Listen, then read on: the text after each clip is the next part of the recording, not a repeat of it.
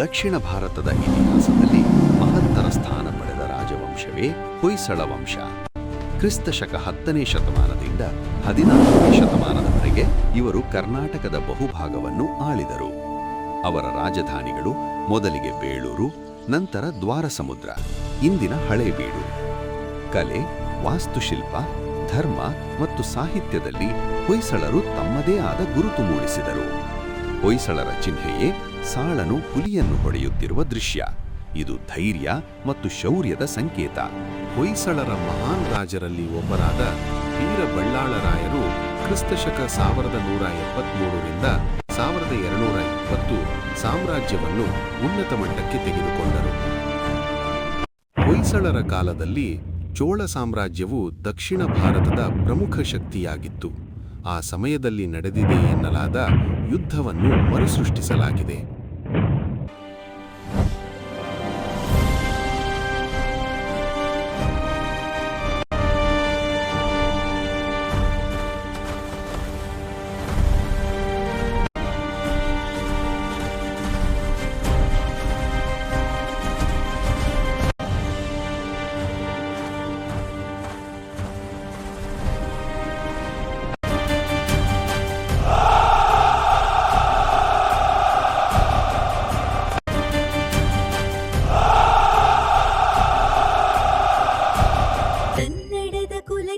ಸೋಗೆ ಬಲ್ಲಾಳರನಿಗೆ ಶುಭವಾಗಲಿ.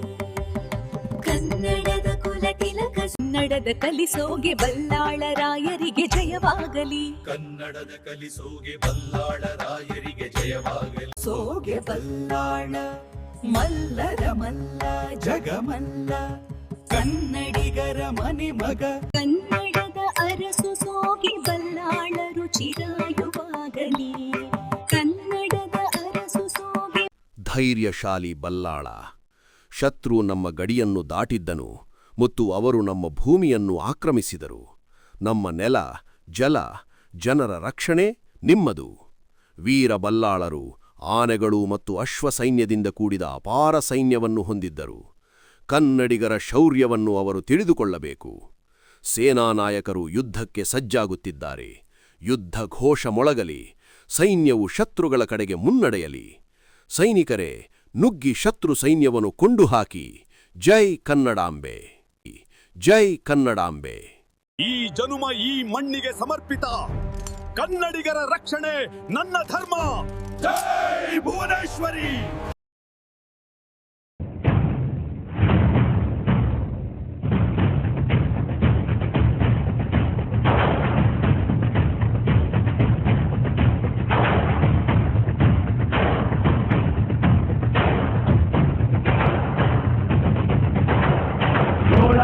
ಎತ್ತಿದಾಗ ಚೇಳಾಗಡಿ ಮುತ್ತಿದಾಗ ಕೊಂಡ ಕನ್ನಡದ ಕಪ್ಪು ಮಣ್ಣಿನವರು.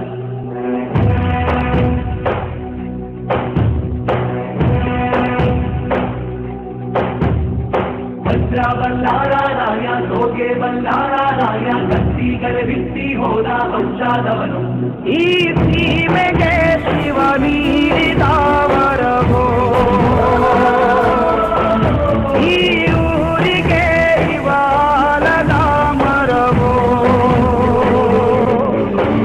ಮೂರು ಸುತ್ತಿನ ಕ್ವಾಟೆ ಕತ್ತಿಗೆ ನಿಂತ ಗರಡಿ ಮನೆ ನಾಯಕ.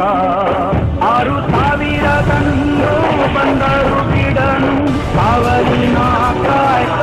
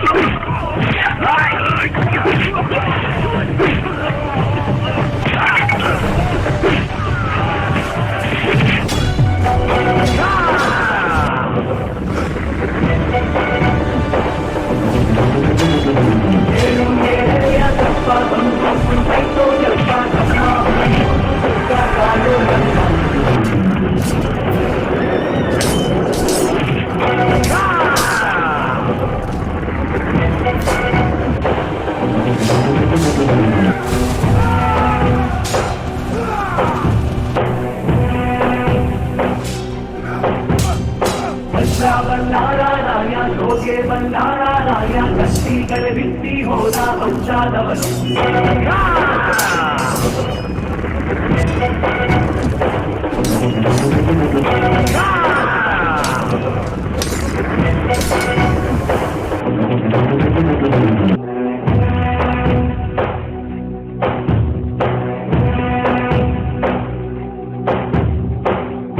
ಬಲ್ಲಾರಾಯ ಸೋಗೆ ಬಲ್ಲಾರಾಯ ಕತ್ತಿಗಳ ಬಿತ್ತಿ ಹೋದ ವಂಶಾದವನು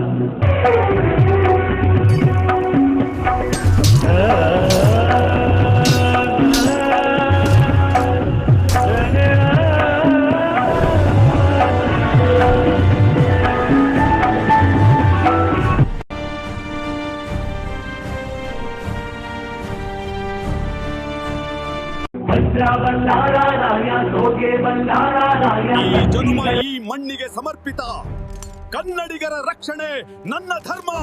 ಜೈ ಭುವನೇಶ್ವರಿ.